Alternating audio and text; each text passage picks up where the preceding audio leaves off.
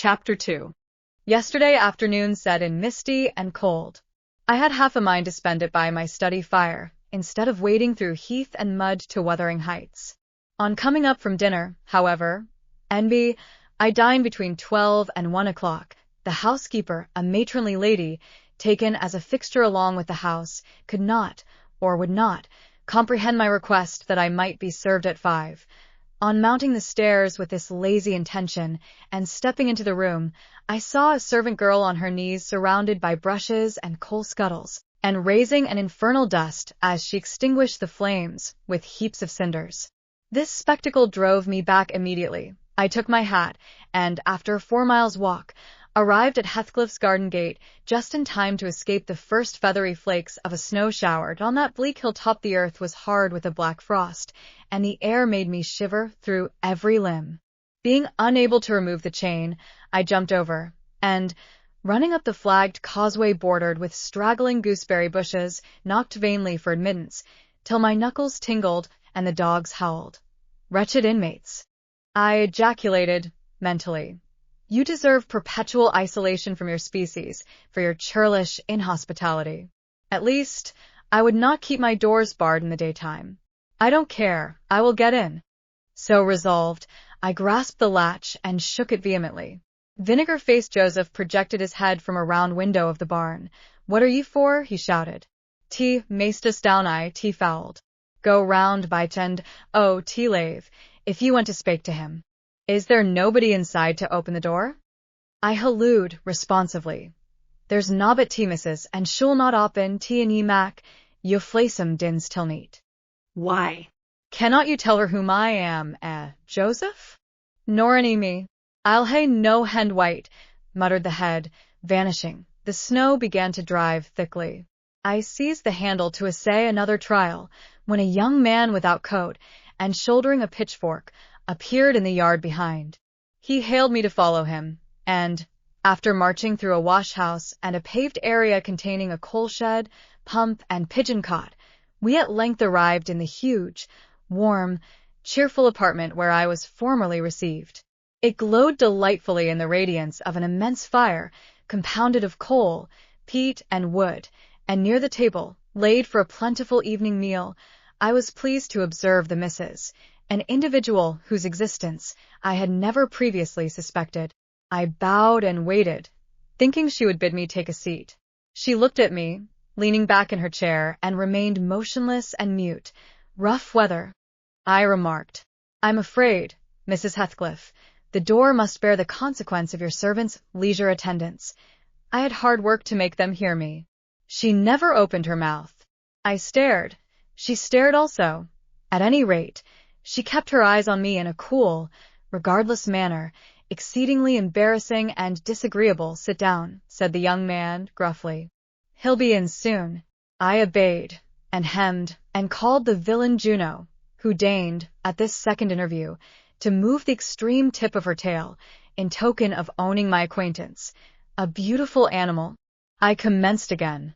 Do you intend parting with the little ones, madam? They are not mine, said the amiable hostess, more repellingly than Heathcliff himself could have replied. Your favorites are among these? I continued, turning to an obscure cushion full of something like cats. A strange choice of favorites, she observed scornfully. Unluckily, it was a heap of dead rabbits. I hemmed once more, and drew closer to the hearth, repeating my comment on the wildness of the evening. You should not have come out, she said, rising and reaching from the chimney-piece two of the painted canisters. Her position before was sheltered from the light. Now, I had a distinct view of her whole figure and countenance. She was slender, and apparently scarcely past girlhood, an admirable form, and the most exquisite little face that I have ever had the pleasure of beholding. Small features, very fair, flaxen ringlets, or rather golden, hanging loose on her delicate neck, and eyes, had they been agreeable in expression, that would have been irresistible. Fortunately for my susceptible heart, the only sentiment they evinced hovered between scorn and a kind of desperation, singularly unnatural to be detected. There. The canisters were almost out of her reach. I made a motion to aid her. She turned upon me as a miser might turn if anyone attempted to assist him in counting his gold. I don't want your help, she snapped. I can get them for myself. I beg your pardon, I hastened to reply. Were you asked to tea? She demanded, tying an apron over her neat black frock and standing with a spoonful of the leaf poised over the pot. I shall be glad to have a cup, I answered. Were you asked? She repeated. No, I said, half smiling. You are the proper person to ask me.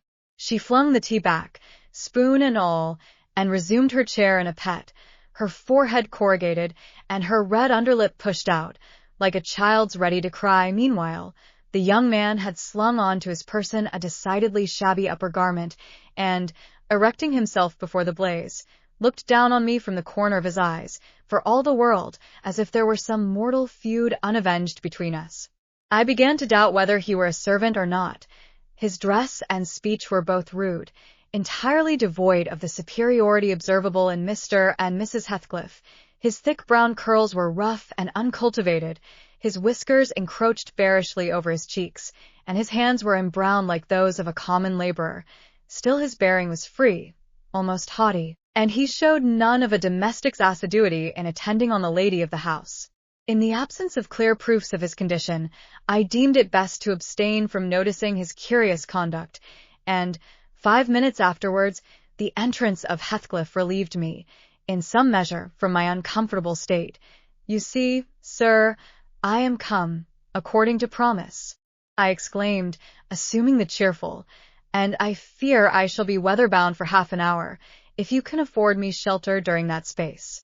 Half an hour, he said, shaking the white flakes from his clothes.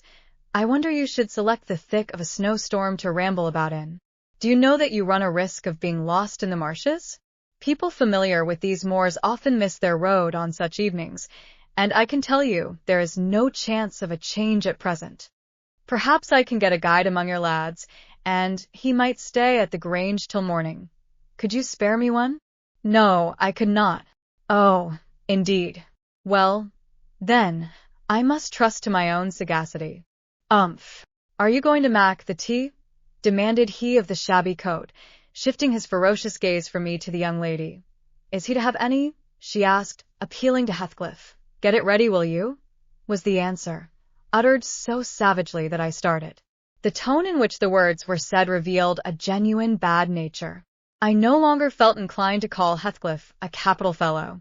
When the preparations were finished, he invited me with, Now, sir, bring forward your chair. And we all, including the rustic youth, drew round the table, an austere silence prevailing while we discussed our meal. I thought, if I had caused the cloud, it was my duty to make an effort to dispel it. They could not every day sit so grim and taciturn, and it was impossible, however ill-tempered they might be, that the universal scowl they wore was their everyday countenance. It is strange, I began, in the interval of swallowing one cup of tea and receiving another, it is strange how custom can mold our tastes and ideas. Many could not imagine the existence of happiness in a life of such complete exile from the world as you spend, Mr. Heathcliff, yet I'll venture to say that, surrounded by your family and with your amiable lady as the presiding genius over your home and heart. My amiable lady, he interrupted, with an almost diabolical sneer on his face. Where is she, my amiable lady? Mrs. Heathcliff, your wife, I mean. Well, yes. Oh, you would intimate that her spirit has taken the post of ministering angel and guards the fortunes of Wuthering Heights, even when her body is gone. Is that it? Perceiving myself in a blunder, I attempted to correct it. I might have seen there was too great a disparity between the ages of the parties to make it likely that they were man and wife. One was about 40, a period of mental vigor at which men seldom cherish the delusion of being married for love by girls. That dream is reserved for the solace of our declining years. The other did not look 17. Then it flashed upon me. The clown at my elbow, who is drinking his tea out of a basin and eating his bread with unwashed hands, may be her husband. Heathcliff, Jr., of course. Here is the consequence of being buried alive. She has thrown herself away upon that boor from sheer ignorance that better individuals existed. A sad pity. I must beware how I cause her to regret her choice. The last reflection may seem conceited. It was not. My neighbor struck me as bordering on repulsive. I knew, through experience, that I was tolerably attractive.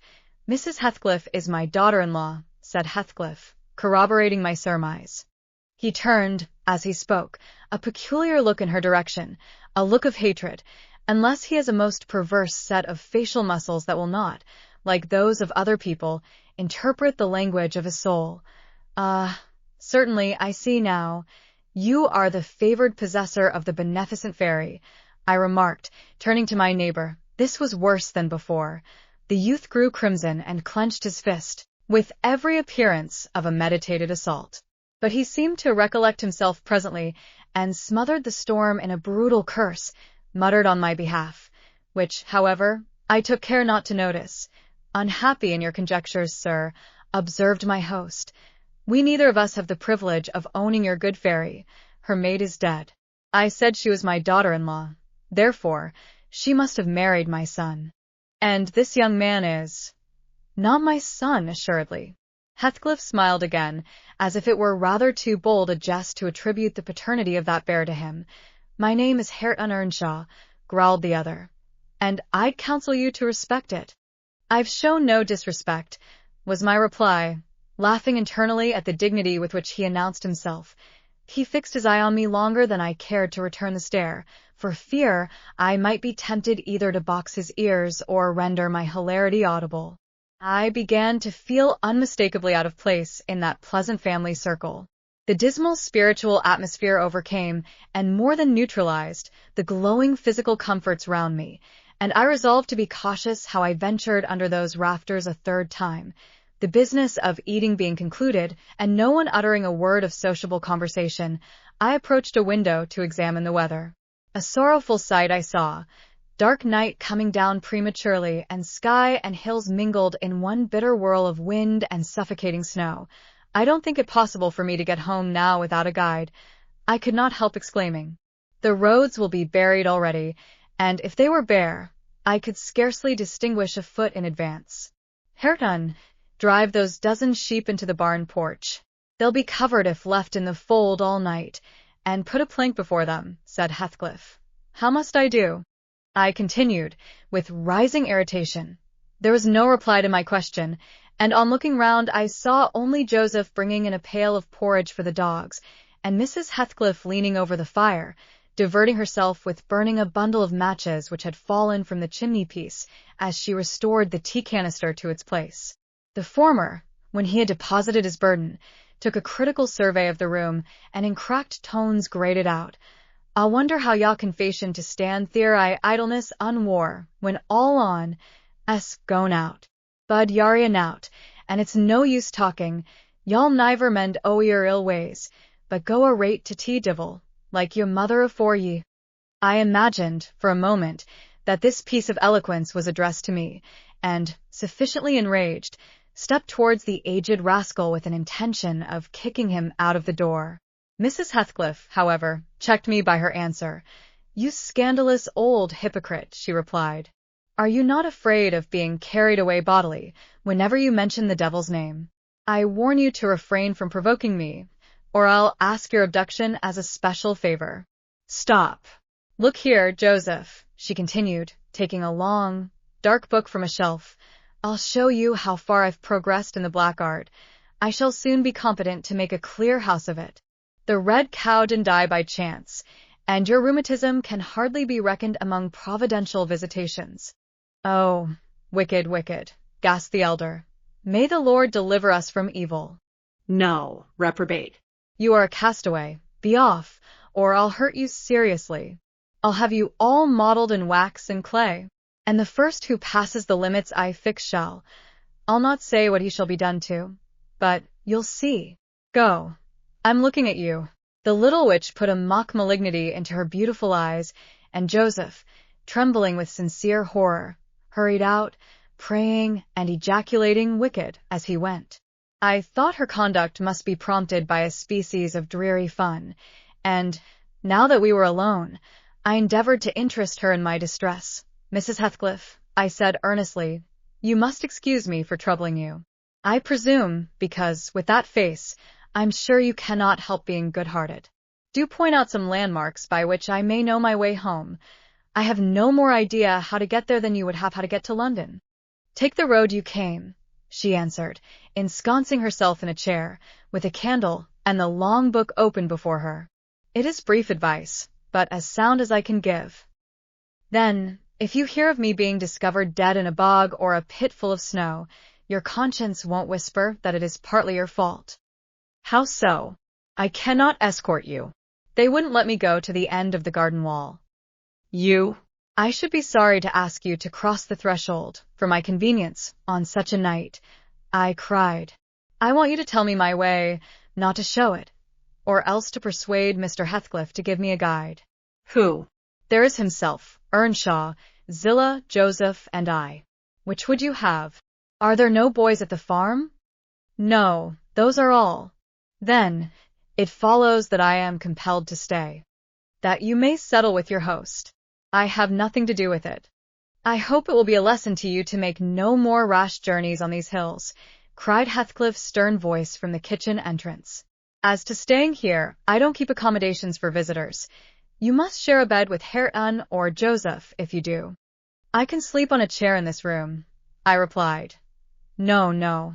A stranger is a stranger, be he rich or poor. It will not suit me to permit anyone the range of the place while I am off guard, said the unmannerly wretch.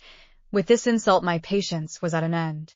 I uttered an expression of disgust, and pushed past him into the yard, running against Earnshaw in my haste. It was so dark that I could not see the means of exit, and as I wandered round, I heard another specimen of their civil behavior amongst each other. At first the young man appeared about to befriend me. I'll go with him as far as the park, he said. You'll go with him to hell, exclaimed his master, or whatever relation he bore. And who is to look after the horses? A man's life is of more consequence than one evening's neglect of the horses. Somebody must go, murmured Mrs. Heathcliff, more kindly than I expected. Not at your command, retorted Hareton. If you set store on him, you'd better be quiet. Then I hope his ghost will haunt you, and I hope Mr. Heathcliff will never get another tenant till the Grange is a ruin, she answered sharply. Hearken, hearken. Shoes cursing on 'em, muttered Joseph, towards whom I had been steering. He sat within earshot, milking the cows by the light of a lantern, which I seized unceremoniously, and, calling out that I would send it back on the morrow, rushed to the nearest postern. Maester, he's staling tea-lanthorn, shouted the ancient, pursuing my retreat. Hey, Nasha. Hey, dog. Hey, wolf, hold him, hold him. On opening the little door, 2 hairy monsters flew at my throat, bearing me down and extinguishing the light, while a mingled guffaw from Heathcliff and Hareton put the copestone on my rage and humiliation. Fortunately, the beasts seemed more bent on stretching their paws and yawning and flourishing their tails than devouring me alive, but they would suffer no resurrection, and I was forced to lie till their malignant masters pleased to deliver me. Then, hatless and trembling with wrath, I ordered the miscreants to let me out, on their peril to keep me 1 minute longer, with several incoherent threats of retaliation that, in their indefinite depth of virulency, smacked of King Lear. The vehemence of my agitation brought on a copious bleeding at the nose, and still Heathcliff laughed, and still I scolded. I don't know what would have concluded the scene, had there not been one person at hand rather more rational than myself, and more benevolent than my entertainer. This was Zillah, the stout housewife, who at length issued forth to inquire into the nature of the uproar. She thought that some of them had been laying violent hands on me, and, not daring to attack her master, she turned her vocal artillery against the younger scoundrel. Well, Mr. Earnshaw, she cried, I wonder what you'll have agate next? Are we going to murder folk on our very doorstones? I see this house will never do for me. Look at poor lad, he's fair choking. Wisht. You munnent go on so. Come in, and I'll cure that. There now, hold ye still. With these words she suddenly splashed a pint of icy water down my neck, and pulled me into the kitchen. Mr. Heathcliff followed, his accidental merriment expiring quickly in his habitual moroseness. I was sick exceedingly, and dizzy, and faint, and thus compelled perforce to accept lodgings under his roof. He told Zillah to give me a glass of brandy, and then passed on to the inner room, while she condoled with me on my sorry predicament, and having obeyed his orders, whereby I was somewhat revived, ushered me to bed.